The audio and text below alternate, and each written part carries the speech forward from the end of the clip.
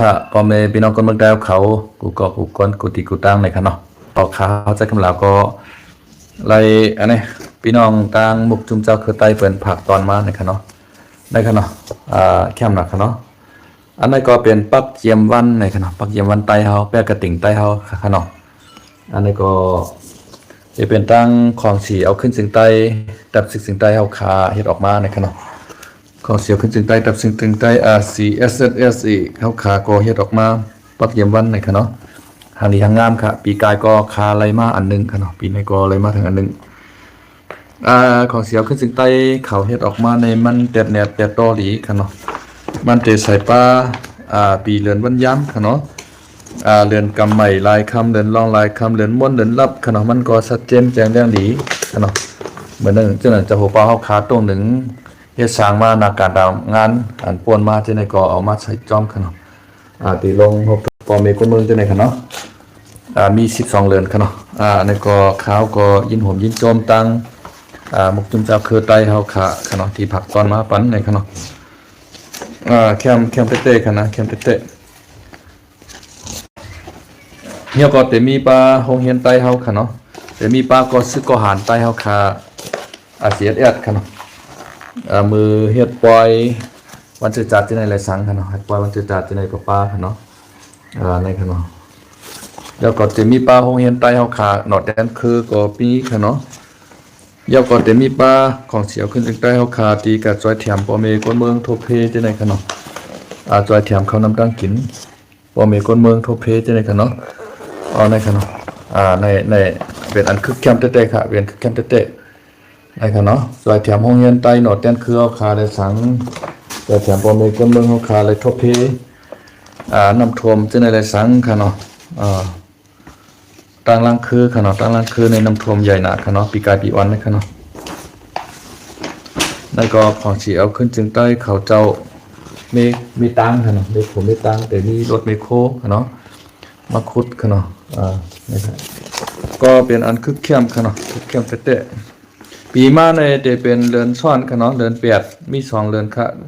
ปฐมเรือน8และทุติยเรือน8ค่ะเนาะยาก็จะมีปลาของเสียวขึ้นจึงใต้เผียวมวยยาเมากำค่ะเนาะอันไหนค่ะอันเจ้าหัวเปาลงเจ้าจะซื้อข้าวคาเผายาเมากำค่ะเนาะในค่ะเนาะที่เตือนกดทัดติงยอบไรคูก้ายาเมากำจะไหนค่ะเนาะนะครับอันนั้นแต่มาเผานี้ปานาปอเมปีน้องคนเมืองเตะๆค่ะวันที่วางตั้งในหันเป็นเผียวมวยยาเมากำอยู่ก้อยกามหันว่าเอาให้หือกว่าเปียดปีแล้วในค่ะเนาะแต่ว่าอันนั้นแต่เป็นเฮ็ดนี่ปานาปตาค่ะเนาะก็เป็นอันคึกเข้มอันนี้ก็จะเป็นปล่อยวันจุดจัดที่เมืองปันเฮาขาปีกายค่ะเนาะในค่ะเนาะได้แต่มีลักเสาหิน NCA ค่ะเนาะกึดตึกวัดปืนจึงเมือง NCA นั่นค่ะนะแล้วก็แต่มีกองหมู่ป่าค่ะเนาะกองหมู่หนามเมืองก็ต่างที่กองหมู่หนามเมืองที่ลอยก่อเมืองค่ะเนาะที่ลอยก่อเมืองนี่ก็เป็นอันคึกเข้มเตะๆค่ะเนาะตั้งนานมันแต่มีหางนางหานค่ะเนาะนางหานใต้เฮาจังไหนครับจังไหนครับได้ครับเนาะคือเข้มเด็ดๆครับแล้วก็ยินชมขอบใจถึงดังตับซึกถึงใต้เฮาสภากอบกูรักษาค่ะเนาะสภาใต้เฮายินหอมยินจมตังของเสียวขึ้นถึงใต้เฮาค่ะเนาะยินหอมยินจมปลาตังหมกจุ่มเจ้าคือใต้ค่ะเนาะตีเปิ้นผักตอนมาปั่นตังขาเฮาใต้คำลาวตอนตัดปีไหนตัดเตหูปีเลือนวันยามแถวแลมาไล่สวดปันพี่น้องเฮาเขาค่ะเนาะเพราะเฮาข้ามมีเปียกกระเต่งค่ะเนาะมีปักเยี่ยมวันป้อนในจึงเฮาข้ามฮู้ว่าเมื่อในเรือนใหม่หลายคำเรือนรองหลายคำในเฮาข้ามฮู้ค่ะเนาะก็เป็นนั่นแหละค่ะก็ยินหอมยินโจมตั้งของสิเอาขึ้นถึงใต้เขาเจ้ามุกจุ่มจักคือใต้เขาเจ้าที่ผักตอนมาปั่นขาเฮาใจคำลาวในค่ะเนาะอยู่ที่ในเฮเอาคุงเอาหมุนค่ะเนาะเมื่อในก็พี่น้องไทยเขาค่ะเนาะเป็นอันยินหอมยินโจมเตะๆวาก็ว่าไล่ในค่ะเนาะยินหอมยินโจมเตะๆวาในลองสังในค่ะเนาะลองเปิดว่าซึกไทยเขาเปิ้นยึดไล่ปราสาทตากว้ายกว่าในวันเหมือนในข่าวยาม2 โมงวันในค่ะเนาะอันที่เปลี่ยนปางตึกกันอยู่จ้อมแลนดินไทยกัมพูชาในมีเปลี่ยน7จีตวนกำเหลียวในเขา7จังหวัดค่ะเนาะไทยเขาแต่ตับเขาในมี3ตับค่ะเนาะ3ตับในปืดตั้ง3ตับในค่ะเนาะตับน้ำค่ะเนาะตับลมตับกลางหาวในค่ะเนาะอ้อมจะตับลมนักตับกลางหาวในเป็นอันเดียวกันครับเพราะว่าพิษค่ะเนาะ ตับกลางหาวและตั้งตับไปลิ้นขนาดและตั้งตับน้ำขนาดตับน้ำก็อยู่ที่ในน้ำบางลายให้แล้วเอากองยื้อขึ้นมาตีวันสามหลังเนี่ยเนาะสีห้องว่าวันสามหลังแต่ว่าหลังเฮือนในก็มันเตรียมก้าสามหลังซื้อแต่ว่าบานสามหลังนั้นค่ะเอาด้วยการหลังเฮือนในแต่ก็มันเต็มมีน้ำยาวก็เต็มมีตับซึกกัมพูชาเขาเฮ็ดตับไว้หรือกองลอยที่บานสามหลังค่ะเนาะยาวก็ซึกไทยเขาเอากองยื้อมาค่ะเนาะเอากองลงที่ในฮือช่างพอค่ะเนาะฮือซึกนั่นค่ะไม่ใช่ว่าฮือช่างพอโยโย่ค่ะเนาะเป็นฮือตึกฮือซึกฮือพี่คาดอันเป็นว่านั้นเอาหมากลงตบมากค่ะเนาะตาปันตับกัมพูชาเขาไรแล้วเพี้ยวกว่าในค่ะเนาะยาวก็ตีลอยผู้มาคือเจ้าในค่ะเนาะลอยผู้มาคือเจ้าในก็ซึกไทยเขาเป็นยึดหลายเย้า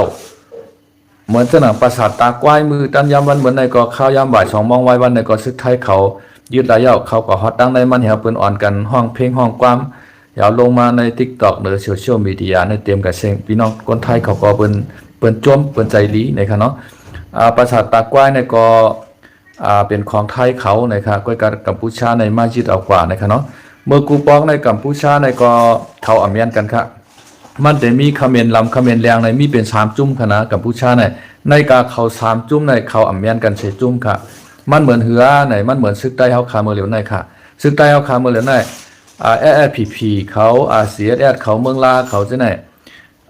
เป็นเผอเป็นมันเป็นใต้หนังกันอยู่ค่ะก้อยกะว่าอ่ำป้อเขาออกหากันไล่เต้ๆค่ะนะอันเป็นกัมพูชาคาเมียนเขาในก็เหมือนกันค่ะเมื่อก่อนในคาเมียนลำคาเมียนเลียงตึกกันในตาบกันก้นในตายเป็นหลายล้านค่ะนะตายเป็นหลายล้านตายเป็นก็เหือในเฮาห้ำกันในก้นในตายเป็น2-3 ล้านเลยครับว่าย่อก็คาเมียนเลียงในซ้ำกับยิบเอาวาต้าคอมมานิสมาใจค่ะเนาะวาต้าคอมมานิสในเงียบเอาภูมิปีญญาภูมิตั้งหูตั้งหมอเขาจะในเฮาแลกว่าเฮ็ดให้เฮ็ดสวนเฮ็ดหน้าเต็มปันใจปีญญาให้ไหนค่ะเนาะปีกพักตูเมืองกับ10 นอกเมืองปันต่างเมืองเขามาลงทุนให้ไหนเขาจำจะไหนก็ยิบเอาวาต้าคอมมานิสวาต้าเมาจีตงเมืองเขปุ่นให้มาใจต่อก้นวันก้นเมืองเขาก้นวันก้นเมืองเขาอันมีเงินมีคำจะไหนก็เอามาหมดเอาเป็นของกลางแบบเอาเป็นของอาโจยาของหลวงปองจึงเป็นหมดก้นหนึ่งเฮือนในเตะไรกินข้าว1 วันหลายกวักในก็ให้ไรกับย้อนที่โหนาให้ในเขาว่านะเมื่อปานนั้นในคำเมนลำคำเมนเลี้ยงในยามกันตายในแม่ปีใจก้นในก็ทุกข้าอึบเขาเหตุตายก็มีตั้งนำตั้งหลายครับเมื่อปานนั้นในเจ้าชาวิปัสนาเกี่ยงลงตนตีขนมเกี่ยงตอนกี้เจ้าชาวิปัสนาในอยู่จากที่เมืองนางขนมเขามาตามเมืองไทยเอากว่าจอยพี่น้องเจ้าคำเมนเขาคำเมนลำคำเมนเลี้ยงเจ้าในคณะอันตีก้นวันก้นเมืองเขาอันตีไข่ปลายออกมาตามเมืองไทยในกาจอยเอาเขาออกมาเจ้าชาลงวิปัสนาเฮาคันในก็เลยว่าใจก็ใส่ฮัดใจหานใจกัดแขนขนอลักลอบเข้ากว่ากลางค่ำกลางคืนเหี่ยวกว่าเอาพี่น้องเจ้าเขมียนเข้าไปเขามาทางเมืองไทยค่ะนะเพราะอยู่ในเมืองเขมียนในเตไรกว่าเฮ็ดให้เฮ็ดตรงเฮ็ดหน้าอ่ำกว่าอ่ำไร1 วันในไฮไลกินข้าวซองตาก้อยให้ไหนป้อกันนิกจักกันว่าบ่ดันกวายค่ะว่านะมือปานนั้นในให้กันกำพองเขมียนหนังกันอ่ำเมียนกันตึกกันก็ไปเขามาอยู่ตั้งเมืองไทยในก็มีวันหนองจ้านอันว่าจังได๋ค่ะนะจอมแหลนดินใต้แหลนดินเขมียนไทยเขาในไทยเขาก็ดูเขาให้แลใจดีใจหวานขนาดใจดีใจหวานปันพี่น้องเขมียนเขาอยู่เช้ามาเฮ็ดเฮือนซุ่มเฮือนตอบเฮือนติบอันให้อยู่มาหึงมาวานเมืองเขมียนก็แลกลายกว่ากำเดินสุดมาเขมียนเลียงเขาในมาอุบเมือง4 ปีขนาดมาอุบเมือง4 ปีในเฮ็ดถือเมืองเขาลูกเปลี่ยนพื้นเปลี่ยนไผอยู่อำไรค่ะเนาะยาวก็กำเดินสุดมาเขมียนลำในก็อะไรขึ้นจูดชื่อเขียวกับห้องเวียดนามเขามาตึกขึ้นเขมียนแรงจองไปเป้ไรเขมียนแรงค่ะเนาะยาวก็ชึกไทยเขาก็ไล่ตึกกันค่ะจอมแหลนดินเขมียนตั้งไทยในค่ะนะไทยเขาในก็ห้ำกันนั่งเขมียนในห้าแห้งๆเสียมก้าไหลย้อนเอ็นแห้งมาที่เจ้าน้อยซอยอันตาค่ะเนาะเมื่อนั้นในเจ้าน้อยซอยอันตาในมาตั้งตับซึกถึงใต้เอาคาแหลนดินใต้ไทยในค่ะเนาะพี่น้องไทยเขาก็เลยมาย้อนเอ็นแห้งที่เจ้าน้อยซอยอันตาให้ก็กวาดตึกจอยไทยที่ตั้งเมืองเขมียนปุ่นค่ะเนาะซึกใต้เอาคาอันที่ไรตายในปางตึกขนาดอันรอดมาเช่นนั้นอันเป็นลูกล่างนางเมเขาเช่นไหนพี่น้องไทยเขาเป็นเฮ็ดปันไว้กับตัวไทยกำเหลวค่ะนะมีค่ะอันที่เขารู้จักค่ะเนาะเขารู้จักในมีอยู่ครูสอนค่ะก็นึงค่ะเนาะค่ะเตรียมตักจื้อมันค่ะนะมันใจในมันเขียนคอมค่ะเนาะสอนกุนปิวตาในแก่น่ะเมื่อวันนั้นในคารายการเฮียนกุนปิวตาที่ห้องเฮียนMLCตั้ง7 ยอดในค่ะเนาะพอเขาในกว่าเฮ็ดซึกใต้ที่เจ้าน้อยซอยอันตาค่ะเนาะยาวก็เลยไล่กว่าจอยซึกไทยเขายี่เขมียนค่ะมือปานนั้นค่ะนะซึกไทยยี่เขมียนเฮาออกมา ปอเขาก็ไล่เสียงกรรมในปางตึกค่ะนะกำลินสุดมาในเขาตั้งหอตั้งเฮิรนในอันตั้งเมืองไทยเป็นเฮ็ดเป็นวัดไทยกำเหลียวค่ะเนาะในก็เปิดว่ากระจายปันเมืองไทยค่ะเนาะนั่นคือเมืองไทยพอเตลอดไตมือเขมรค่ะนะกำลินสุดมาเขมรแหลงในก็การซึกกว่าการเขมรลำกว่าเหมือนเจ้าหนังหุ้นเส้นเมื่อแล้วในก็เมื่อก่อนมันก็อยู่ในเขมรแหลงค่ะเนาะเผื่อว่าเฮ็ดกว่าเฮ็ดมาเนี่ยมันขึ้นยอกเขาก็อยู่ในเขมรลำเฮาก็ขึ้นกว่าย้อนเอ็นแห้งที่เมืองเวียดนามเฮาขึ้นมาลุกพื้นตึกขึ้นเขมรแหลงในเป้กว่าค่ะเนาะเพราะว่าเป้กว่าในหุ้นเส้นในยิบเมืองมาต่อถึงข้าวยามเมื่อแล้วในมี37ปีจำ40ปีในขณะเป็นว่าก้อยกามันขึ้นมายิบเมืองยาวไหนมันปันเปิ้นมาเลือกตั้งคือเป้มันสิปอกคณะมาเตียวเขาอ้างเมียว1เมียว2เฮหนังคือเปิ้นป้อเตซุ่มปังเลือกตั้งกะฉะนั้นบ่จังนั้นสมรังสีเขาขึ้นมาเลือกตั้งจังนั้นเฮ็ดคือสมรังสีมีอยู่ไล่ปลายก็อยู่เมืองฝรั่งเศสต่อถึงเมื่อแล้วในก็หุ้นเซ็นค่ะนะเมื่อแล้วในหุ้นเซ็นในอายุ72ปีเอาขนาดมันก็เฒ่าติ๊กๆก็ใหญ่มากคำช้ำไข่อุบวันอุบเมืองอยู่นั่นคืออาณาเต็มรุดกันในมือมันนั้นขึ้นเอาอาณาในปันลูกใจมันหุ้นมันเน็ตขนาดหุ้นมันเน็ตในมาเฮ็ดหลวงปองจึงไรอยู่ที่2ปีเอาค่ะเนาะก้อยกาผีไม้ลายมืออันที่มันอุปเปิงเมืองมันแอมป้อใครคืบหน้าป้อใครคือเข้มป้อใครเข้าตาเข้าใจก้นเมืองป้อเฮ็ดคือก้นเมืองไหลห้านใจนั่นขนาดนะหุ้นเชียนในก็จ่องหาลอกหาลายเหมือนจังหนังว่าเขมรเฮาในเฮาฮักเมืองเขมรเฮาอันไทยเขามาป่วนเปลี่ยนหน้าที่เฮาจังได๋เฮาหลุดแล้วเอามากขึ้นหลุดลืมซึกไทยออกไปได้ไหนตีเตมันไหนมันใครคือลูกใจมันมีหน้ามีตาในเกกางพี่น้องเจ้าเขมรเขานั่นขนาดก้อยกามันเฮ็ดก็เฮ็ดมาในอาเปียตั้งพิษมันซำมีหลายเมียวหน้าหุ้นเชียนในคณะหุ้นเชียนกับหุ้นมันเน็ตเขาปอลูกในมันเขาทำอาเปียตั้งพิษเขามีสั่งหลายๆในอาเปียตั้งพิษเขาใน1เขาเปิดป่วนคาสิโนขนาดอันนี้ก็ผิดกฎหมายกำพาคณะสว่างมาเปิดแก๊งคอลเซ็นเตอร์ในลักแลนเอาเงินเบอร์เนอร์ออนไลน์จังเนี่ยสามารถก็กายาเสพติดให้แน่กายาเมากำในใจกันไหลในใจในปังต่อปังร่องค่ะเนาะสีมากก็เปิดห้องเมมหมอกยาให้ไหนลอกลายเขาเงินเขาในเป็นเงินสีเท่าหลายๆเงินสีลำละลายขนาดนะเงินเผิกจนข่าวใสตั้งแต่มีกำเองขนาดเนาะมันเป็นจังไหนจุ่มไหลกายาวะบ่ว่าเปิดบ่อนคาสิโนเปิดอันปางต่อปังร่องว่ามักมีกับกูจุ่มค่ะเป้ละจุ่มในยิบกองกลางในเมืองใต้เฮาในจุ่มไหลละลายเปิดในพี่น้องเขาก็เตะฮู้กันหันกันอยู่ค่ะนะเขเขามายอบมือในปืนตีเขาในเปลี่ยนปางตึกอยู่ป้อนหอมวันเมื่อในก็ย้อนไปว่าเขาเปิดแก้งคอเซ็นเตอร์ในเขแก้พยานอันว่านั้นขนาดนะอันในก็เป็นย้อนนั่นค่ะเหมือนจังหนังสวยโกโก้เขาสวยโกโก้เขาจะในก็เปิดวันคาสิโนเปิดสแกมเมอร์เขาจะในอันที่ลักแหลนนี่เนื้อออนไลน์จะในขนาดนะเขาก็ขึ้นใหม่สูงกำลังสุดมาก็อะไรกว่ากาดูกว่าขนาดย้อนไปว่าการเมื่อในมันก็เปลี่ยนการผิดกฎหมายเชื่อมการอันติพิษสินพิษธรรมยาวกว่าการอันติว่าเปลี่ยนอากุโสนั่นขนาดนะเหมือนเจ้าหนังการยอบเอาลูกยิงนั่งสาวเปิ้นมาขนาดห่างดีห่างงามเขาเตมอหลอกมอแลนขนาดนะจุ่มคอเซ็นเตอร์จะเนี่ยตกแต่งมาในโทรศัพท์ว่ากูจะกูมีให้ห่างดีๆโฆษณามาพอมาเรียนไพ่จอมจะไหนมาต่อปังหลอกปังร้องจะไหนเฮ็ดถือไรเงินนำหนาในจะไหนหมดตีแต่หยอกเอาเงินหยอกเอาไล่เต่งก็ค่ากำลังสุดมาไรชุ่มกว่าก็มีตั้งน้ำกำไรทำบะไผมาเฮ็ดการออนไลน์จอมเฮาได้เฮาได้ไล่ปันเงินเดือน1แสนหรือ2แสนนั่นน่ะพอเปลี่ยนเงินไทย1แสน2แสนในมันนำเต้นำว่าขนาดนะพอเปิ้นจ้างกันแน่ว่าเป็นการโยโย่ในวัน350วัน400วัน500ก็แก่หนาวขนาดนะนำหนาไปเรือน 15,000 20,000ในคนไทยเขาว่ามันนำหนาวแต่ว่าพอแก๊งคอลเซ็นเตอร์เขามาหลอกแลนว่าพอมาเฮ็ดการออนไลน์จึงหนังเฮาเฮ็ดมื้อเหลียวในแต่ไรเงิน1เหรียญ1แสน1เหรียญ2แสนให้ไหนห้ามยุ่งเต้นั่นขนาดตอนหนังอเมริกันตั้งยุ่งตอนหนังเกาหลีใต้เขาเพิ่นตั้งยุ่งขนาดเป็นคนมีปริญญาเป็นนางสาวหังดีหังงามเฮากำพองเป็นพระเอกของลูกเมืองเขบุญ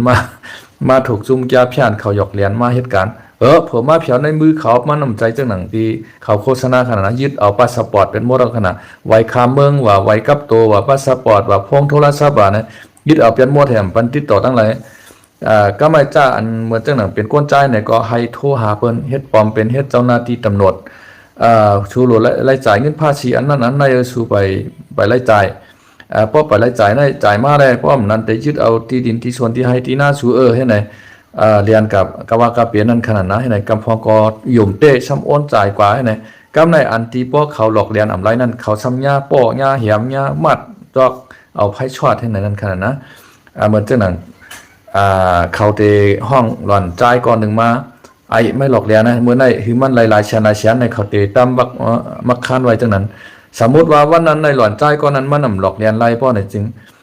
ป้อเหียมเอาไพ่ซอดให้ไหนนางยิงเขาก็เหมือนนั้นนางยิงในก็กะใจหลอกเปิ้นเรียนเปิ้นที่ไหนพอหลอกเรียนอำไรก็ญาชอดถอดปล่อยป่วยเอาชายไพ่พัดในที่ในคณะเฮ็ดกะว่ากะเป็นก็ไม่เหมือนจังหนังนางยิงเอากว่าเฮ็ดเมหมอกยาวางคับคือเฮ็ดไข่เฮ็ดไรในที่ในคณะเอาไพ่ชอดจำจังน่ะอันในมันลูกตีเขยาพิานเขแกงคอเซ็นเตอร์ติ้นฉีเท่าหลายๆลูกตั้งเมืองเขมาหลายๆค่ะในนะอำนั้นก็ตั้งเมืองเขเขาตั้งใจปล่อยมาหืออำนั้นก็เขายับในเมืองเขายาอยู่ไรฮะมาหือในเฮาคาก่อมหูแต่เน็ตแต่ต่อค่ะเนาะในก็เหมือนจังหนังเขยาพิานในก็ลูกตั้งเมืองเขมานั่นเขาเอานะอำนั้นก็เพิ่นตั้งใจปล่อยมายาจื้อยาคือเฮาในกำผาคือเฮาคาก่อมหูขนาดนะ กว่าตั้งหลายก็เป็นจิ้นฉีเท่ากับหมดค่ะในเมืองไทยก็มีเมืองลาวก็มีเมืองกัมพูชาก็มีเมืองเวียดนามก็มีเมืองมานก็มีสวยโกโก้เขาเหมือนจังหนังตั้งเหล่ากายเขาขิ้นสวยห่อเขาในนาทีว่าเขากุ้มกับเมืองลาวจังไหนก็มีกับหมดขนาดแต่ว่าเมื่อเร็วแต่ก็เย็นน้องเก่าคานะเขตเขามั่งย่อมมือกว่า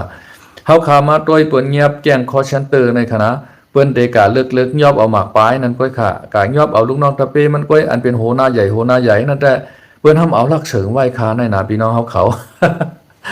ว่าชึกกำพองหวังจุ้มซึมยิบกองกลางล่างนาหวังจุ้มเลยว่าเฮาก็ยอบแจ้งคอเซ็นเตอร์มามีในนาทีห้อมไล่เนี่ย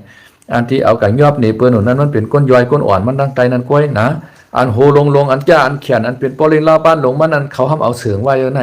เพราะข่าวมันเย็นกะในแทงเย็นมาซ้ำปืดขึ้นแทงให้ไหนเหมือนจังหนังเปิ้นเพียวยาเมากำค่ะพี่น้องเขาเปิ้นเพียวยาเมากำก็เหมือนนั้นค่ะ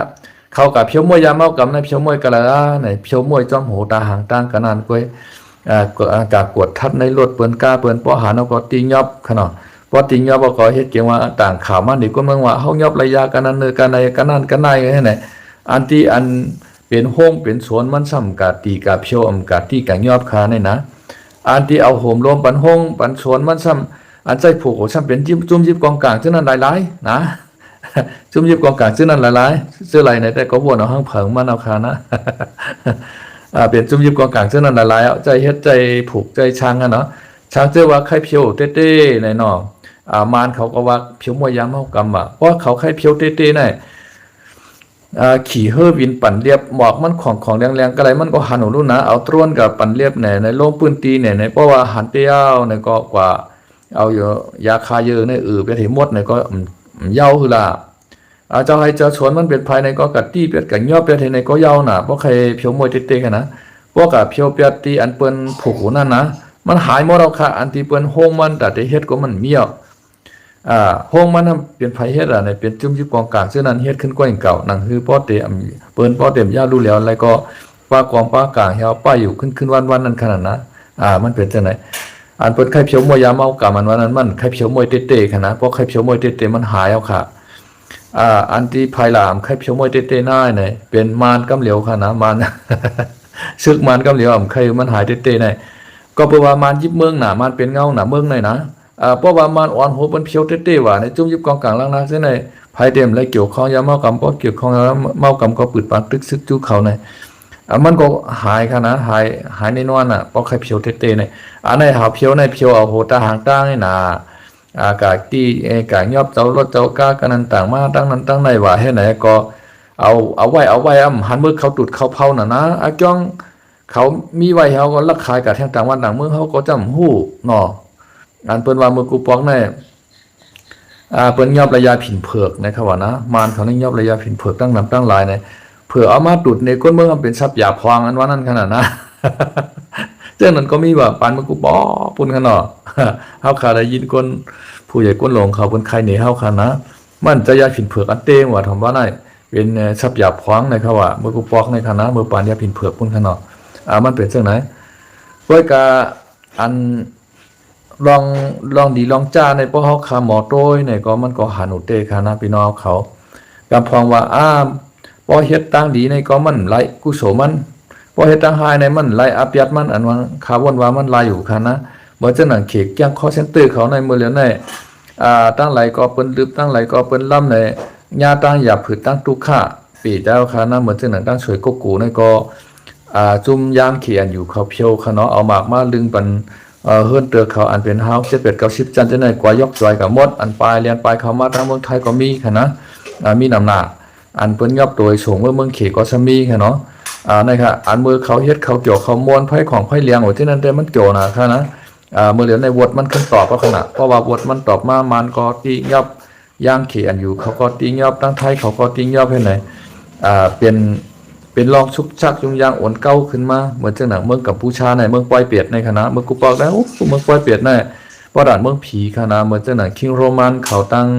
เก่งของเก่งเฉียนในคณะอันที่เวชเช่ากลางเขามาเปิดที่ไหนเพราะด่านเมืองผีค่ะเพราะด่านเมืองผีอกปางเมืองสังชาบโค้งกำเหลียวเฮ็ดทางบอกโกในทางดีน่ะคิงโรมันในนะเพราะว่าเขาอยู่ตั้งผังตั้งเก่งเฉียนในมงกว่าในตึกของมีเป็น4-5หลังในห้างดีห้างงามไผ่ของไผ่เขียวไผ่เหลืองเปิดการในมันจะเป็นเมกาลีหลายๆเนาะเป็นก้นสู่ซ้ำกินยาเมากำหลายๆเป็นแกงคอเซนเตอร์หลายๆเพราะหลอกแหลนเงินเปิ้นไล่ก็ยำกันไพ่ชอดกันเมืองผีก็เป็นกันนั้นครับพี่น้องเขาเมืองอะไรก็เป็นกันนั้นครับเนาะ มันมีเจมดเจจวดไปเห็นหมดอ่ะเมื่อเดี๋ยวนั้นเมืองเขมรเมืองกับผู้ชาในก็เปลี่ยนเป็นเมืองอะไรคำเมื่อเดี๋ยวนั้นคณะเปลี่ยนเป็นเมืองอะไรอ่ะน้ำมันตัดใส่รถใส่ก้าเขาก็เตรียมมีเอาข่าววันเมื่อไหร่ตามเมืองไทยก็เปิ้นปีกหลานเป็นหมดอ่ะเอาน้ำมันเมืองไทยในเขากว่าในเมืองเขาอ่ะก็ไม่อันตาติโตต่างตั้งฮือสังพอมาในก็ไทยเขาปันเขาอ่ะเปิ้นปีกแถวหาตั้งฮือค่ะนะแทงอินมาในโหลดไรจับเตียนกันแก้วค่ะนะไทยผ้าก็เตรียมไรใจกันเย้าเนี่ย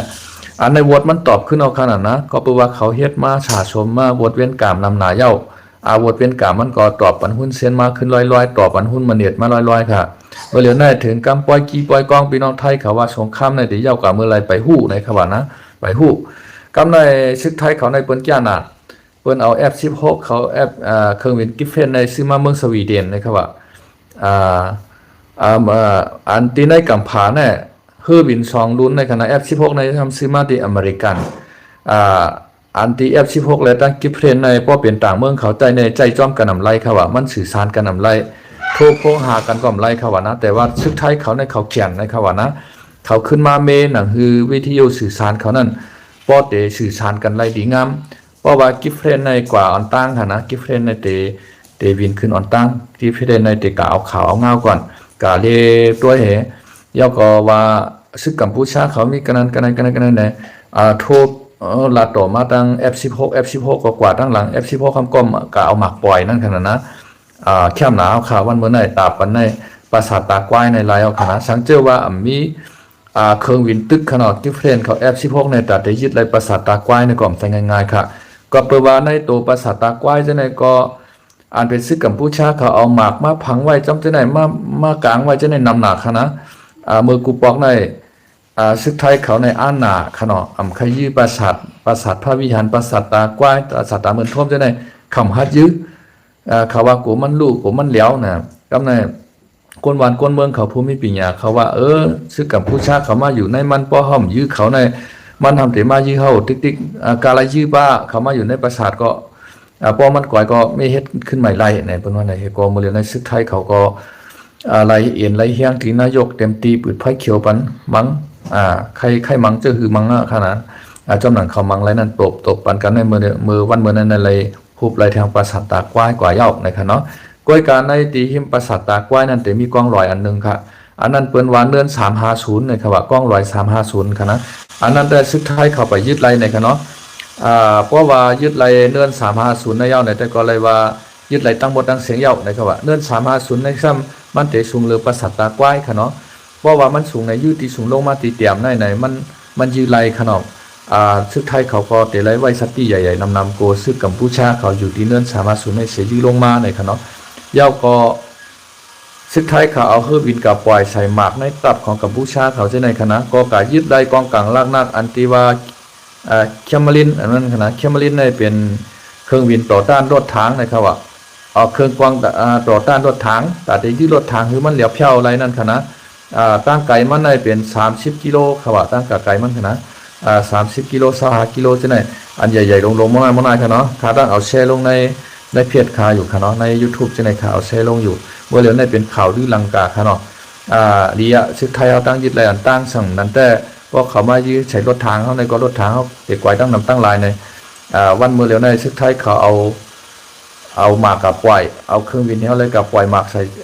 ตับกัมพูชาเขาลายตีลายตั้งให้กายึดไร ของกวางยื้อของรถทางที่ในตั้งนำตั้งหลายขนาดก็ไม่ไทยเขาก็เขาโจมค่ะเขาไล่พี่ขนาดนะ1อันแน่3 ล้าน$3 ล้านอเมริกันนะครับเนาะ3 ล้าน5ในค่ะ1อันในค่ะเนาะ1เปียงในค่ะเนาะกวนเฮาแบกแถวก็ยี่ก็ไล่อยู่ค่ะนะมันแต่มีฉีกขาเอาใส่ที่ขายี่กับก็ไล่นั่นค่ะนะซื้อมาดังเมืองเขนะครับว่าไม่จักๆนะครับว่านะนะครับกำไรไทยเขาก็ยึดแล้วค่ะนะไทยเขายึดแล้วในกำไรไทยเขาก็ติดใจขึ้นนั่นขนาดเนาะเพราะว่ารถทางของอันนั้นเขามาของหุ้นเซียนเขามาเขมียนเขามาในชุดไทยเขาก็ติดใจตัวในเสียยืดขึ้นนั่นกันนะเครื่องอันใน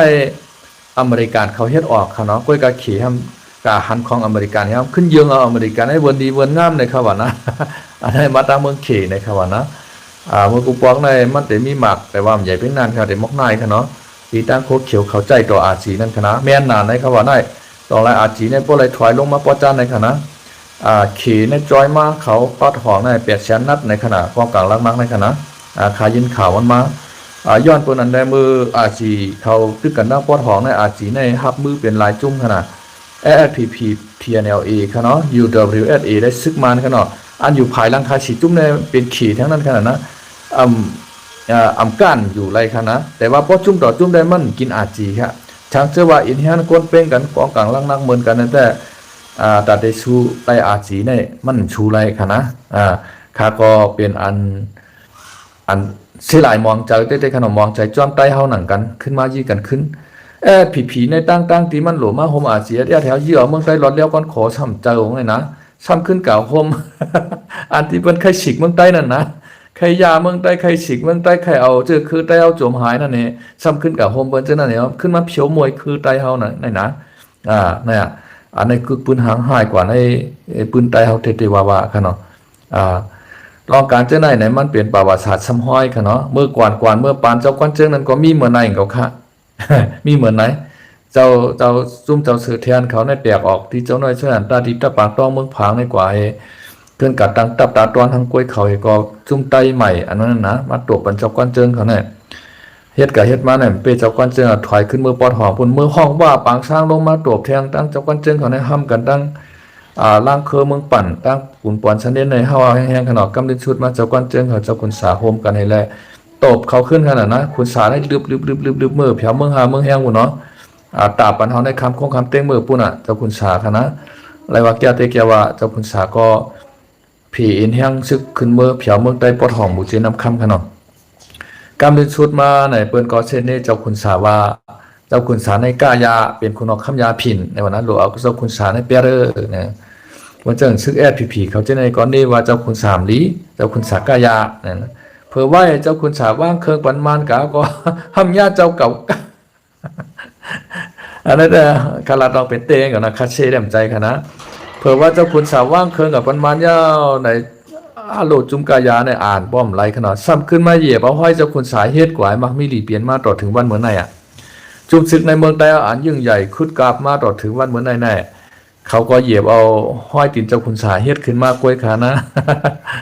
วันเป็นจังไหนค่ะนะ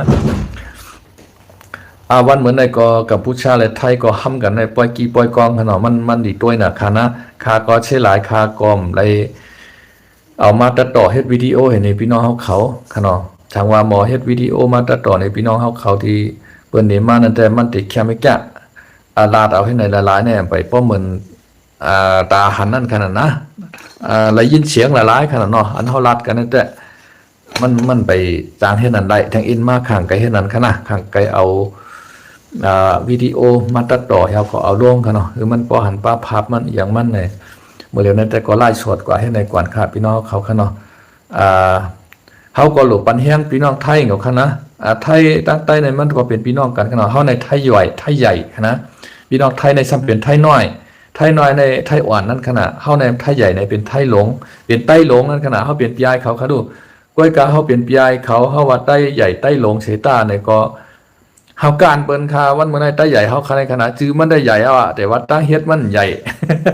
ตั้งเฮ็ดมันเรียกแต่ว่าไทยน้อยในจื้อมันได้ว่าไทยน้อยตั้งเฮ็ดมันซ้ำใหญ่ค่ะนะในเมืองอาเซียนในมันในไรว่าน้อยนาเปิ้นขนาดไรตกแต้มกับเปิ้นค่ะเนาะได้ว่ามันแก่เตะเฮาขามาแตกด้วย เมืองไทยดังเมืองมานเนี่ยก็เลยว่าเมืองไทยในไรว่าแก่หรือเมืองมานอยู่มาแตกโดยเมืองลาวเนี่ยก็เลยว่าแก่หรือเมืองลาวอยู่มาแตกกัมพูชาก็เลยว่าแก่หรือกัมพูชามาแตกเมืองเวียดนามเนี่ยก็มือเหลียวเลยว่าเวียดนามเขาก็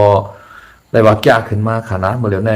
ปลายมังมีเขาเจอในใครว่าใครป่วนไทยในคำว่านะเพราะพี่น้องไทยขอมเฮ็ดดีๆในเวียดนามในจางป่วนเขากว่าอะไรค่ะเนาะไทยในก็น้อยนาภัยค่ะไทยน้อยเนี่ยจือมันแต่ไทยน้อยแต่ว่าตั้งเฮ็ดมันหน่อน้อยตั้งวนมันหน่อน้อยค่ะเนาะ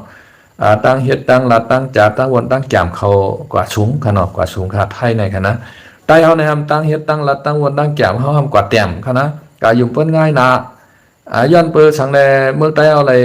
ตกแต้มตกยอกว่าจังไหนล่ะเนี่ยย้อนเปิ้ว่าเฮากายุ่มก้ามออกชั้นนั่นน่ะนะออกชั้นมาจอเฮาเจ้ากวนเจิงว่าวขนาดนั้นเจ้ากวนเจิงว่าติโมคราซีอันมีในมือเปิ้นแลกองอันมีในมือเฮาเนี่ยอำแดกกันหลายในว่าเปิ้นเอาดิโมคราซีให้มาหยอกได้เฮาติ๊กๆคั่นนะโดนไล่เอาดิโมคราซีโดนไล่ออกลองน้ำเย็นจังใดอันไหนวางกวางสูแลค่าลักนักสูแลนะโดนไล่มาอุบการเมืองเฮ็ดให้เปิ้นเดียวการเมืองมาหยอกได้เฮาติ๊กๆอ่ะเจ้ากวนเจิงในเขาลักแหลมรู้คำยุ่มมานคำเอากวางในกะว่างมันมานั่นขนาดนั้นดิโมคราซีอันมีในมือเปิ้นและกวางในมีในมือเฮาในแลกกันหลายในนั้นน่ะนะมันเจ้าลาดนั่นค่ะนะมันเหมือนจังไหนฮะ เพราะเฮาคากะยุ่มเปิ้นง่ายในเฮาคาแต่ป้าก้นหวานก้นเมืองเฮาทุกค่าเหมือนจังนั้นเจ้าพาใต้เฮาคาแต่ว่านี่ว่าเจ้าพาใต้เฮาลุ่มๆหาในก้อมไล่กับคณะร้องได้มันมีจุ่มหล่อนจ้องเขายาปาล่าอันนั้นน่ะชันปีลุลาเจลุงแงอันนั้นคณะนั่นนำกะเป่าหูเจ้าผ้าเขาคือเจ้าผ้าในยอมลงลายมือจอมของชาติ๊กๆค่ะเนาะ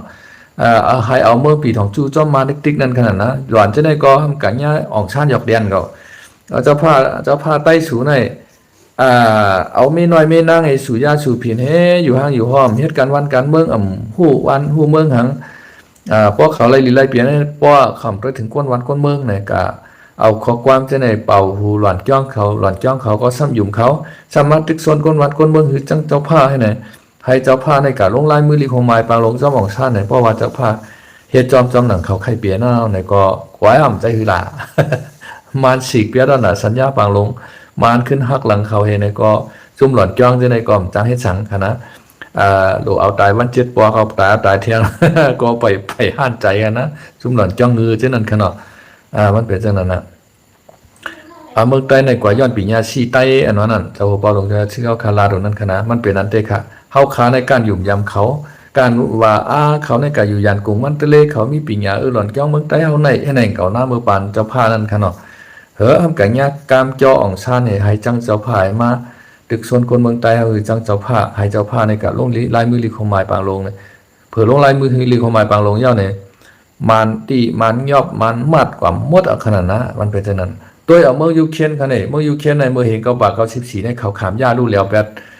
อันเป็นนิวเคลียร์เขาขนาดเมืองคูปองในเมืองยูเครนในก็มันจับกันตั้งเมืองรัสเซียและตั้งเมืองยุโรปขนาดกำในรัสเซียเขาว่าให้ยาลู่แล้วแบบละอันเป็นนิวเคลียร์ของสูนย์ลองตัดเตียวห่มล้มเมืองสูนย์เฮาเตียวปุ่นพรในสังเจว่ามีต่างวันต่างเมืองแก่มาตึกสูยื้อสูนย์เฮาเตียวห่มล้มปันในว่าราชาวางของมันคณะยูเครนน่ะอเมริกันเขาก็ใจคือยูเครนในปดอันนั้นเพราะว่ามีเมืองรัสเซียมาเปกินสูก็เฮาเตียวเอาเอ็นเฮียงซึ่งเขาเห็นมายื้อจอยสูให้ในกำเลียงกับอเมริกันนะยูเครนในก็ยุ่มอเมริกันยุ่มราชาเตวาวาเห็นและกำเลือนสุดมามันระยะแบบอันเป็นขีปนาวุธของมันอันเป็นหมักอนุมูลนิวเคลียร์นั่นขนาดนะยาเป็นนิวเคลียร์เห็นก็มีกองมีเหียนสังกะเหือเผื่อถึงมาปี2022ในขนาดราชาเอาเอ็นเฮียงตั้งน้ำตั้งหลายเอาเลยมาเฮ็ดปางพึกพรซึกตีหิมเหรียญลินยูเครนเนี่ยยื้อมาพึกกับพึกมาในลามเข้ามาในเมืองยูเครนเนี่ยยืดเอาดอดถึงวันเมื่อไหร่เป็นปางตึกย่อมไว้นั่นขนาดนั้นนะครับก้นเฮาคาในป้อเฮาคายุ่มเปิ้นง่ายน่ะในมันไหลค่ะนะมันโหลยุ่มไผครับมันโหลไหลเฮ็ดกว่าฮัดหันนั่นค่ะนะฮัดหันเมื่อจังนั้นเจ้าคุณสาคณะสังเจว่ามันไว้ใจแก่นแข็งฮัดหันขามย่อมบางเคืองปันมันในขนาดอยู่กว่าตื้อตันให้นั้นน่ะไผมากก็ไรไผมากก็ตึกยื้อให้ไหนบ่ไหนจึงมันก็เตอยู่รอดไหลอยู่นั่นคั่นนะสังเจว่ามันไว้ใจให้นั่นไหลค่ะนะก็เพื่อว่าภายในมันแตก เจ้ากันยอดเขาในก็ แตกออกเจ้าคนสากะเอางี้แค่นี้จะมาเนี่ยย่อก็ ตั้งอเมริกันก็ว่าติงยอบตัวมันตั้งเมืองไทยก็หีบไม้เนี่ยมันก็มีตั้งเลือกก็ว่าอะไรขนาดเขาก็หันถึงกลางใจมันอยู่ขนาดเจ้าคุณชาเนี่ยสังเจอว่ามันก็อยู่ดีๆมีปัญหากันตั้งไทยในขนาดมันทำเฮ็ดยาเมากับเฮาส่งเข้ามาเมืองไทยเขาน่ะ ขนาดนั้นไทยเขาก็ทำว่า มาเฮ็ดให้ด่วนเมืองไทยเขาเปลี่ยนลายเนี่ยมันก็ทำเฮ็ดดูเต้ขนาดนั้น เจ้าคุณชาก็มั่นใจเหือเหมือนจะนั่นซุ่มยิบกองกลางล้างนักบ่ทองนี่แหละ หำฮัดดอกเขาเมืองเขค่ะลูกกาใครเฮ็ดรายาเมากรรมแต่ว่าอย่าตอกเขามาเมืองเฮาน่ะเขเขาเพิ่นว่าไหนก็เดียวฮะเขาก็ฮัดตอกเขาในเมืองเขตได้ครับแต่ว่าต่อทั้งหลายต่อมาเมืองไทยต่อกับเมืองลาวส่งกับขายในกำผานั่นขนาดนั้นมันเป็นจังไหนฉังว่าเจ้าคุณสาในหมอเรียนจ้องเงารายการเมืองค่ะเนาะมันเฮ็ดยาเมากรรมจังไหนก็เพราะว่ามันอิงเมืองไทยไว้ขนาดนั้นเจ้าคุณสาเนี่ย เพราะว่าอีกเมืองไทยไว้เพราะเฮ็ดถือไทยเขาหันใจในไทยเขาจ้างเพียวมันก็ใครเพียวมันในตั้งหนึ่งเนี่ยมันก็ตีอยู่หยาบเด้งเอาครับ เอาบนตัวเนี่ยฉันจะว่ามันเฮ็ดยาเมากรรมอย่าไปส่งเข้าขายในเมืองไทยมันต่างเฮือช่างพอกว่าตั้งเมืองยุโรปเฮาในตั้งแคนอินกันนะ แนวขายมาทางเมืองไทยมันการขายกับบ้านในกำผาเมืองยุโรปอเมริกันเนี่ยเฮ็ดถือกวนจังมันหนำนั่นขนาดเนาะมันก็มีดังเลือกการเป็นชุดมากอะไรวางเครื่องบันมานนั่นขนาดนั้นมันเป็นจังไดครับก้นเหตุการณ์วันการเมืองเนี่ยมันโหลกไกไว้ใจยาวๆตัวไรว่นหน้าว่นหลังว่นลึกๆอันยามเปลี่ยนมาจากนั้นเปลี่ยนกอบสังเนี่ย ทางลองหนึ่งมือบานเจ้าคุณสารให้พ่อเปลี่ยนใต้ซ้ำเอาตายพ่อเป็นเขห้ำเอาเย้าลายแบบในข่าวนะพ่อใต้ดังเขพิษกันโม่กันจะไหนมันใกล้หลีดเป็นนั้นค่ะข้าก็ยามยินหลายก็หลายก้นลาดนะมันก็ห้ามเล็บเตเปลี่ยนอุเต้นะเพราะว่ามันเปลี่ยนนั้นมาไหนมันก็จับผักมันลำเอียงมันอยู่ครึ่งกลางในก็ต่างภายในมันก็แตกเต่งก็ค่ะนะอันไหนก็มันก็ถูกดีเปลี่ยนค่ะเนาะเพราะว่าเขพิษในก็หลบปันตาอาเปียตั้งพิษเขนั่นเตะเพราะใต้พิษในก็โดนอะไรปันอาเปียตั้งพิษใต้นั่นน่ะแต่ว่าถูกดีปันตามตายค่ะเนาะเพราะปันตามตายแน่เปิ้นก็เจ็บใจไว้อยู่ในใจนั่นน่ะนะเปิ้นก็เจ็บใจไว้อยู่ที่ในใจเปิ้นก็ใครเฮารู้เฮาไว้ให้ไหนมันเตจังมีก้นน้ำห่านใจภายในมันจางแตกกว่านั้นขนาดนะมันเป็นจังได๋ก้อยกับผู้นำเฮาขายามเดียวเปิ้นก็วนกลางหันไกมีอาเปียตั้งพิษ ตานก็เปิ้นนำปันตามตายเบิ้นมือปานคุณชาเนาะปานเจ้าคุณชาได้ปันตามตายได้ อะไรว่าแก้มเตะนะครับเนาะซึกลักปลายจังได๋ปาดไวฮูว่าปาดดิ้นว่าปาดคู่ลังไว้ให้ไหนครับว่านะเฮาขายินขาวไปบ่ปอดีโกเตะๆว่าๆค่ะเนาะค่ะลองซึกไทยลองซึกกับผู้ชาค่ะเนาะวันเมื่อไหร่ก็ห้าวแห้งเหมือนกันในกำพร้าต่างเมืองยูเครนก็ห้าวแห้งค่ะเมื่อไหร่ยูเครนเขาก็เปิว่าเมืองยุโรปเขามาสอนปันล็อกลายเฮ็ดโดรนเขาหนังคือมันปอติบินกะไรไกลๆกะเห็นลักเห็นกิโลจังได๋ค่ะเนาะเหมือนจังหนังว่าพามิงโกในค่ะเนาะพามิงโกในบ่แล้วในก็กว่าไรไกลนะค่ะเนาะกะไรเป็นเห็นกิโลในค่ะเนาะก็ในยูเครนเขาในก็ลูกที่เมืองยูเครนเนี่ยยื้อเขากว่าในเมืองรัสเซียเนี่ยกว่าตาบใส่อันโฮงกันน้ำมันเขาที่ไว้อาวุธข้างเสียงเขาที่โกตองกุลังอันที่เขาไว้มากองสินยามจังได๋ค่ะเนาะโฮงไผผ้าว่าโฮงกันน้ำมันว่าจังได๋เฮ็ดคือเมืองราชาเนี่ยมีน้ำมันใจเหมือนกันค่ะเนาะราชาเขาก็เลือดร้อนคั่นบ่แล้วเนี่ยปากดึกเนี่ยความกะว่าห้ำกันแนวน้ำเร็วๆคั่นบ่แล้วเนี่ยเปิ้นใช้ปิญญาเปิ้นใช้หมอกเปิ้นใช้ตรวนว่าใจอย่างขีปนาวุธกำเร็วเหนือเสียงจังได๋ค่ะเนาะตาบกันให้กำพาค่ะเนาะก็ภัยหมอเฮ็ดก็มันเป๊ะนั่นขนาดนะเดี๋ยวนั้นแต่ก็เมื่อกูปอกแต่ปากตึกกูปอกและปากตึกมือเหลียวในมันก็แปรเปิงกันนำขนาดปากตึกมือกูปอกมือปานเจ้าคุณออกคำบนในก็มันมีขนาดกองกลางลังนาขนาดยิบกองยิบหอกยิบหลาบอีขี่เนื้อมาเนื้อจ้างพันกันในขนาดนะภัยเอ็นแห้งก้นนำก็มันเป๊ะวายมาเป็นกองกลางลังนาภัยมีกองกลางลังนางนำภัยมียังก้นนำก็เป๊ะเมื่อเดี๋ยวในจ้ำภัยมีตรนนำภัยมีตรวนอันวินกะไกไลก็มันก็เลยว่าเป้ปูนขนาดเมื่อจังหนังเมื่อเหลียวในราชาในอินแห่งซึกมันนำใช้ตาก็อยู่เคียนในสมอเฮ็ดตรวนอันติกะไกกะไลเป็นเฮงกิโลนะจังน่ะกว่ายื้อใส่ห้องกันน้ำมันว่ากะยื้อใส่ห้องไผผ้าว่ากะยื้อใส่อันติกองทัพว่าในจังได๋ก้อยราชาเขาก็เลยว่าชุมนำเต้นำว่าค่ะเนาะวันเมื่อในก็ราชาก็เขาก็